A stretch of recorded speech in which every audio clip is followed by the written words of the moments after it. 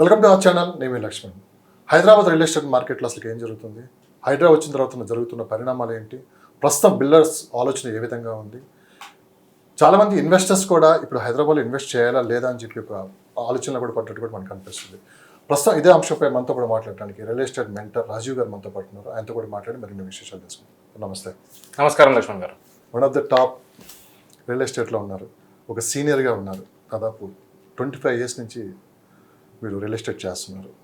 ఒకసారిగా ఎప్పుడూ లేని విధంగా రియల్ ఎస్టేట్ అనేది ఒక కన్ఫ్యూజ్ వాతావరణంలోకి వెళ్ళిపోయింది. గతంలో అప్ అండ్ డౌన్స్ ఉన్నాయి హైదరాబాద్లో, మనం చూసాం. అప్ అవుతుంది, డౌన్ అవుతుంది, ఒకసారి మార్కెట్ పెరుగుతుంది, తగ్గుతుంది. కానీ ఈసారి ఎందుకు ఒక కన్ఫ్యూజ్ వాతావరణంలోకి వెళ్ళిపోయింది? అసలు మార్కెట్లో ఏం జరుగుతుంది? Good question. రియల్ ఎస్టేట్ అనే కాన్సెప్ట్ని ఒక పాపులర్ ప్రొఫెషన్గా తీసుకొచ్చిన మన ప్రభుత్వం, ప్రీవియస్ గవర్నమెంట్, ఒక 10 years 2 terms వరకు వాళ్ళు హైదరాబాద్ని, అంటే ప్రీవియస్ గవర్నమెంట్, దానికన్నా ముందున్న గవర్నమెంట్స్ కూడా, కాంగ్రెస్ గవర్నమెంట్ ఉన్నప్పుడు, కిరణ్ కుమార్ రెడ్డి గారు ఉన్నప్పుడు, మన రాజశేఖర్ రెడ్డి గారు ఉన్నప్పటి నుంచి తెలంగాణని, ఆంధ్రాని, మన సమైక్య ఆంధ్రాన్ని అప్పటి నుంచి హైదరాబాద్ని గ్రో అవుతూ ఒక ర్యాపిడ్ గ్రోత్ అనేది ఈ లాస్ట్ 10 years నుంచే చూశారు. అది కూడా మరీ ఎక్కువ people will say that Covid తర్వాతనే. దానికి ఫౌండేషన్ వేస్తూ ఒక సడన్గా ఓవర్ నైట్ దానికి బూమ్ అయ్యే ఒక పరిస్థితి కోవిడ్ మనకు ఏర్పడించి ముందు ప్రజెంట్ చేసింది. సో ఈ రియల్ ఎస్టేట్ అనే దానికి ఈ లాస్ట్ 10 years ఒక టెస్ట్ మనీ. అంటే ఎవరైనా సంపాదన, ఎవరైనా ఒక ఇల్లు కొనుక్కోవడం, ఒక మంచి ఇన్వెస్ట్మెంట్లో రిటర్న్స్ చూడడము ఈ లాస్ట్ 10 yearsలోనే జరిగింది. సో దాన్ని కంపేర్ చేసుకుంటూ ఇప్పుడు ఈ కరెంట్ గవర్నమెంట్లో, కరెంట్ ఉన్న పరిస్థితుల్లో, ఈ పాలసీ మేకింగ్లో కానీ లేకుంటే లీడర్షిప్లో కానీ వచ్చిన మార్పు తర్వాత ఆ టెంపోని మ్యాచ్ చేయలేని ఒక పరిస్థితి ఒకవేళ వస్తే డెఫినెట్గా మనము మూవ్మెంట్లో ఒక స్లో డౌన్ అనేది చూస్తామండి. ప్రస్తుతానికి జరిగేది అదే.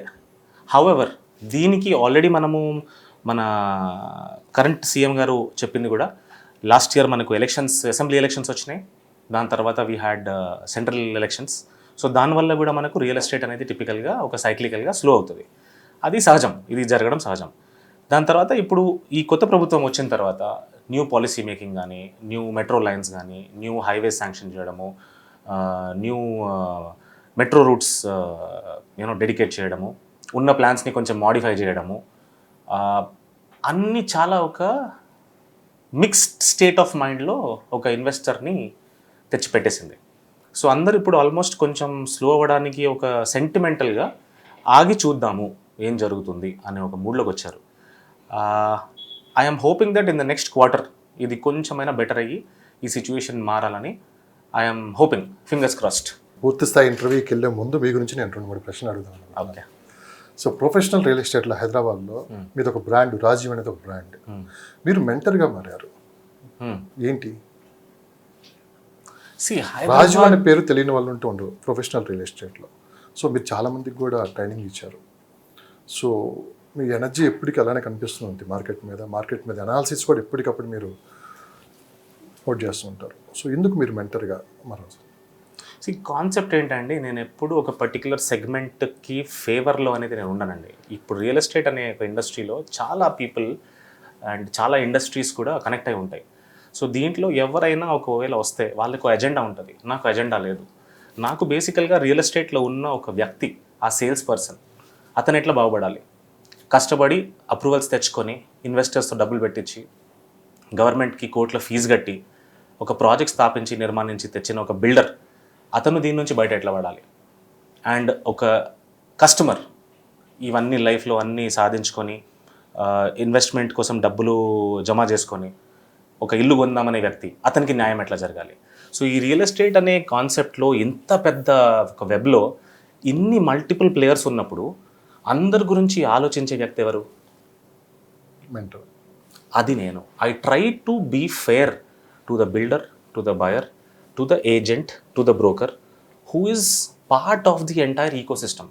సో నేను మెంటర్ అనే కాన్సెప్ట్, మెంటర్ అంటే ఏంటండి, ఇప్పుడు కోచ్ అంటారు, ట్రైనర్ అంటారు. Mentor is someone who you go to when you are in trouble, when you need some guidance. ఇప్పుడు బిల్డర్స్ ఉన్నారు, ఈ మధ్య ఎవరి దగ్గరైనా మీరు పోతే, ఏంటి సార్ ఎట్లా నడుస్తుందంటే మార్కెట్ బాగాలేదు, స్లో అయిపోయింది. కానీ జేఎల్ఎల్ రిపోర్ట్స్, అనరాక్ రిపోర్ట్స్ చూస్తే మాత్రం, రిజిస్ట్రేషన్ రిపోర్ట్స్ చూస్తే మాత్రం, అన్ని చూస్తే దేన్ని నమ్మాలనేది అర్థమయ్యే కన్ఫ్యూజన్. మళ్ళీ ఒకడేమో చాలా రిజిస్ట్రేషన్స్ అయిపోయినాయి అంటాడు, ఒకడైతే హైడ్రా వచ్చిన తర్వాత రిజిస్ట్రేషన్స్ పడిపోయినాయి అంటారు. సో ఎప్పుడు ఒకటి యావరేజ్ అనేది అర్థం చేసుకోవాల్సింది ఏంటంటే, డబ్బు చేతిలో పట్టుకున్నాడు ఎప్పుడు ఆగడండి, తిరుగుతాడు 10 ప్లేసెస్లో. బెస్ట్ డీల్ దొరికితే డబ్బులు పెట్టేస్తాడు. జనరల్గా ఈ second home, third home investment కోసం డబ్బులు పెట్టేటోళ్ళు ఇప్పుడు అవసరమా లేదా అని ఆలోచిస్తారు. అలాంటి ఒక మార్కెట్ ఇప్పుడు రీసెంట్గా అమరావతి, ఇంకా అక్కడ ఒక ఆప్టిమిజం, ఆంధ్రాలో కూడా ఎలక్షన్స్ గవర్నమెంట్ మారింది కాబట్టి ఇన్వెస్టర్ బేస్ అనేది ఆల్మోస్ట్ కొంచెం అక్కడ మూవ్ అయినట్టుంది. సో తెలంగాణలో ఇప్పుడు ఉన్న వాళ్ళు అందరూ, హైదరాబాద్లో ఉన్న వాళ్ళందరూ అంతా ఎండ్ యూజర్ మార్కెటే, ఇల్లు కొని దాంట్లో ఉందాము అనే ఆలోచనతో ఉన్నోళ్ళే. So I try to connect the dots and help the builder, the customer and the sales person. ఇప్పుడు currently right now I'm engage with some organisations, నేను పేర్లు చెప్పలేను కానీ వాళ్ళ సిస్టంలో మెయిన్ కాన్సెప్ట్ ఏంటంటే చాలా లీడ్స్ వస్తున్నాయి, డిజిటల్ మార్కెటింగ్లో చాలా ఇన్కమింగ్ వాకిన్స్ వస్తున్నాయి, ఎంక్వైరీస్ వస్తున్నాయి, కానీ ఎవరు కొనట్లేదు. అందరు అడిగిపోతున్నారు రేట్ ఎంత, మార్కెట్ పడిపోతుంది, స్లో అయిపోతుంది, రేట్లు మారిపోతున్నాయి, అంటే they are asking for high negotiations అండి, మనం ఇవ్వలేము, మనము అట్లాంటి రేట్లు ఇచ్చేస్తే మనము బతకలేము, ఇలాంటి ఎన్నో ఒపీనియన్స్ వింటూ ఉంటా. ఇలాంటి పరిస్థితుల్లో ఈ ఛాలెంజెస్ని ఎట్లా హ్యాండిల్ చేయాలనేది నేను నేర్పిస్తాను. అంటే ప్రజెంట్ అసలు సిచ్యువేషన్ ఏ విధంగా ఉంది? బిల్డర్స్ చూసినప్పుడు, ఇన్వెస్టర్స్ చూసినప్పుడు, మార్కెటింగ్ పీపుల్ని చూసినప్పుడు మీకు ఏమనిపించింది? ఎలాంటి మార్పులు కనపడుతున్నాయి? అసలు వీళ్ళలో ఎలాంటి చేంజెస్ రావాలి భవిష్యత్తులో అని చెప్పి మీరు? సార్ మీరు అనుకున్నట్టు, ఇప్పుడు నేను అన్నట్టు ప్రీవియస్ గవర్నమెంట్లో వచ్చిన పర్మిషన్స్ కానీ అప్రూవల్స్ కానీ వచ్చి ఇప్పుడు అందరు కట్టడం మొదలుపెట్టారు. సో ఆల్మోస్ట్ మార్కెట్లో మీరు వినడం కూడా ఓవర్ సప్లై ఉంది అనే వింటూ ఉంటారు. కానీ మీరు వెనక్కి తిరిగి చూస్తే ఆల్రెడీ మన దగ్గర వచ్చిన ఇన్వెస్ట్మెంట్స్, మన దగ్గర కట్టిన industrial, IT, pharma, manufacturing parks, NIMS, ఇవన్నీ వచ్చిన తర్వాత మనకు వచ్చే ఎంప్లాయ్మెంట్ని మీరు క్యాలిక్యులేట్ చేసుకుంటే నెక్స్ట్ 5 to 6 ఇయర్స్లో మన దగ్గర ఈరోజు ఉన్న ఇల్లులు సరిపోవు. సో ఆల్రెడీ మనం ఒక అడ్వాన్స్డ్ డిమాండ్కి రెడీ అయి ఉన్నాం. It is not a bad situation, it's a good situation. ఇప్పుడు ఎవరైనా వస్తే మన హైదరాబాద్లో ఒక కాగ్నిజెంట్ 15,000 జాబ్స్ని మీరు మేనేజ్మెంట్ లెవెల్ కింద, టాప్ లెవెల్, మిడ్ లెవెల్, లో లెవెల్ అని మీరు బ్రేక్ చేసుకుంటే దానికోసం మన దగ్గర ఈరోజు 15,000 హోమ్స్ ఇంటూ 4-5x ఆల్రెడీ ఉంది. సో మనకు లేవని కాదు, మన దగ్గర అవసరం ఉన్నంత ఉన్నాయి. ఒక్కటే ఏంటంటే ఈరోజు రెడీమేడ్ మార్కెట్లో మనకు మొత్తం 1.5-2 crore ఫ్లాట్స్ అనేది మనం రాత్రి అమ్మలేం కదా. This inventory is ready for the next 3 to 4 years. టిపికల్గా రియల్ ఎస్టేట్లో ఎప్పుడు ఇట్లనే ఉంటుందండి. మనం ఎప్పుడూ డిమాండ్ కన్నా ఎక్కువ సప్లైలోనే ఉంటాం, అది అనుకుంటారు. బట్ టిపికల్గా మనకు వచ్చే జాబ్స్ కానీ, ఈ కమర్షియల్ కాంప్లెక్సెస్లో అన్నీ వచ్చే ఎంప్లాయీస్ కానీ తిరిగి చూస్తే వచ్చే ఎంప్లాయ్మెంట్కి, చూసే హౌసింగ్ ఎప్పుడు డెఫిసిట్లోనే ఉంటుంది. సో బిల్డర్స్ అనేది ఇప్పుడు అనేది ఏంటంటే సెంటిమెంట్ ప్రకారంగా మార్కెట్ బాగాలేదు, స్లో అయిపోయింది, ఈ ఉన్న పర్మిషన్స్ కూడా గవర్నమెంట్ ఆల్రెడీ పాత ప్రభుత్వంలో జిహెచ్ఎంసీ ఎంప్లాయీస్ వీళ్ళందరూ ఏదేదో చేసి ఇప్పుడు ఎఫ్టీఎల్లో ఉన్నవన్నీ ఏదో కులగడుతున్నారు. నేను మన హైడ్రా కమిషనర్ రంగనాథ్ గారిది ఒక ఇంటర్వ్యూ చూశాను. అంటే స్టే ఆర్డర్ వచ్చిన వాటివి, లేకుంటే మనం ఆల్రెడీ ప్రొసీడింగ్స్ వచ్చినవి అంటే గ్రౌండ్లో యాక్షన్ జరగలేనివి దానిపైన మేము యాక్షన్ తీసుకుంటున్నాము. దేనిపైన కోర్టులో మనకు ఆల్రెడీ ఏదైనా వాయిదాలు జరుగుతున్నాయంటే మేము దాన్ని ముట్టట్లేదు అంటున్నాం. సో అది డెప్త్లో నేను ఎక్కువ చదవలేదు, సో నేను కమెంట్ చేయలేను. బట్ మీరు అన్నట్టు right now builder sentiment and customer sentiment మార్కెట్లో అందరూ కన్ఫ్యూజ్డ్ అని ఒక భయపడే స్టేజ్లో ఉన్నారు. అది ఐ థింక్ మన current government should take stance. అది ఒక కన్జ్యూమర్ సెంటిమెంట్ని ఎప్పుడు పాజిటివ్గానే ఉంచాలండి. అప్పుడే ఎకానమీ రొటేషన్లో ఉంటుంది and it is good for the state and the country. ఒక కన్జ్యూమర్ పానిక్లో పడిపోతే అసలు ఇట్స్ అ బ్యాడ్ సిచ్యువేషన్. అంటే మీరు కన్జ్యూమర్ కాన్ఫిడెన్స్, ఇప్పుడు ఈజ్ ఆఫ్ బిజినెస్ అంటాం మనము. ఈజ్ ఆఫ్ బిజినెస్ అంటే ఏంటి? ఒక గవర్నమెంట్, ఒక ప్రభుత్వము బయటికి నుంచి వచ్చే ఒక ఇన్వెస్టర్కి ఇచ్చే confidence.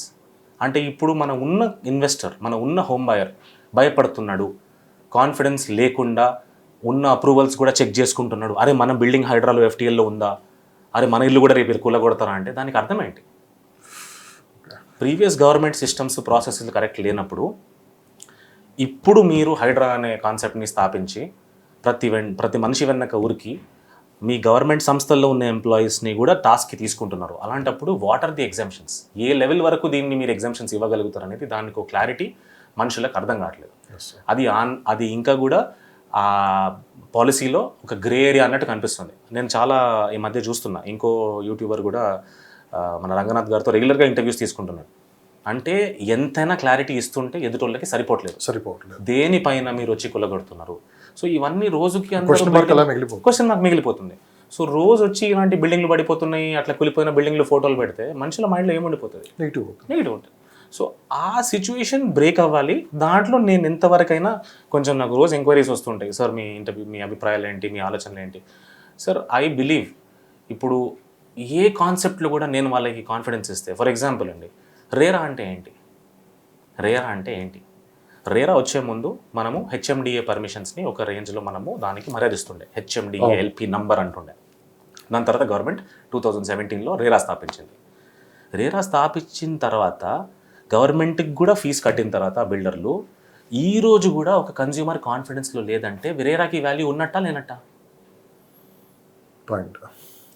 So what is the government doing to secure the investor, the landowner who is trusting and giving the land to the builder, and the builder who is trusting the government and paying fees, and the buyer who is trusting that government and buying, and the bank who is trusting the government and giving loan? Nobody feels secure today. Yes. So this is a very strange situation we are in, which previously మనకు ఎప్పుడు లేని situation ఇది. కొత్తగా అంటే దేన్ని నమ్మాలనే concept. ఇప్పుడు నేను కూడా, మీరు థ్యాంక్ యూ, మీరు నా గురించి చాలా ఏదో అన్నారు, బట్ హైదరాబాద్లో రాజీవ్ తెలియనోడు అలా ఏం లేదండి, కాన్సెప్ట్ లేదండి. Point is we should speak the truth. నాకు ఈరోజు నేను హైదరాబాద్ మార్కెట్ మరీ గొప్పగా ఉందో లేకుంటే మనం భయపడే అవసరం లేదో అనేది అండి. డెఫినెట్గా ముందు కన్నా ఎక్కువ కస్టమర్ జాగ్రత్త పరచుకోవాలి.